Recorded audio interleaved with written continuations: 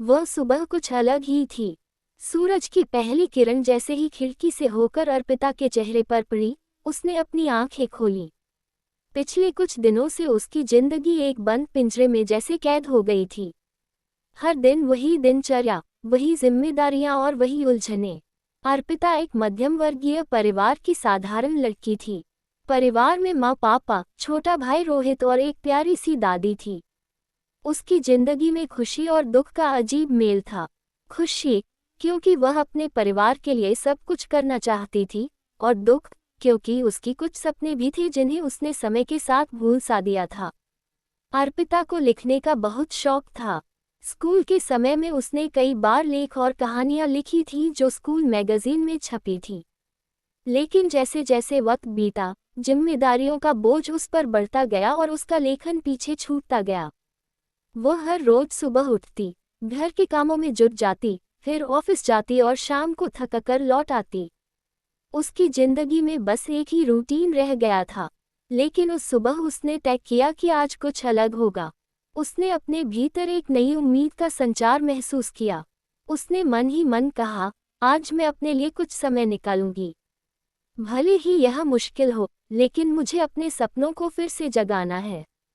उस दिन ऑफिस में भी कुछ बदलाव सा महसूस हुआ। उसे ऐसा लगा जैसे सभी लोग उससे मिलकर खुश हैं। उसका उत्साह देखकर सभी प्रभावित हो रहे हैं। उसकी सहेली निहारिका ने पूछा, अर्पिता, आज तुम इतनी खुश क्यों लग रही हो? अर्पिता मुस्कुराए और बोली, कुछ नहीं, बस यूं ही। लेकिन अंदर ही अंदर उसे पता था कि वह अब खुद को कुछ अलग अनुभव कर रही है। ऑफिस से घर लौटते समय उसने सोचा, अगर मैं अपने शौक के लिए थोड़ा समय निकालूं तो क्या बुरा है।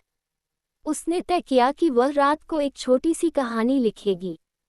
जैसे ही वह घर पहुंची, उसने जल्दी से घर के सारे काम निपटाए और अपनी डायरी निकाली। उसने अपने कमरे में एकांत का माहौल बनाया, एक छोटी सी मोमबत्ती जलाए और कलम को कागज पर रख दिया।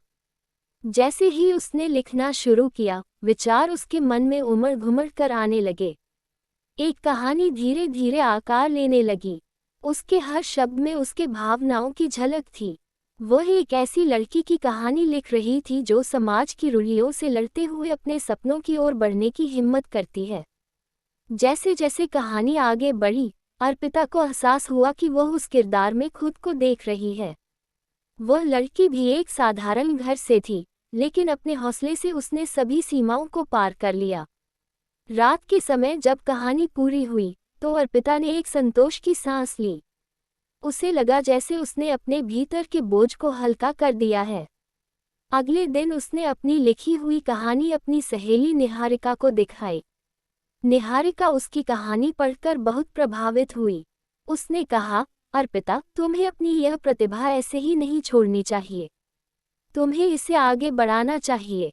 ये सुनकर अर्पिता के मन में एक नई रोशनी जाग उठी। उसने तय किया कि वह अपने लेखन को एक नया रूप देगी। धीरे धीरे उसने अपने लेखों को पत्रिकाओं में भेजना शुरू किया।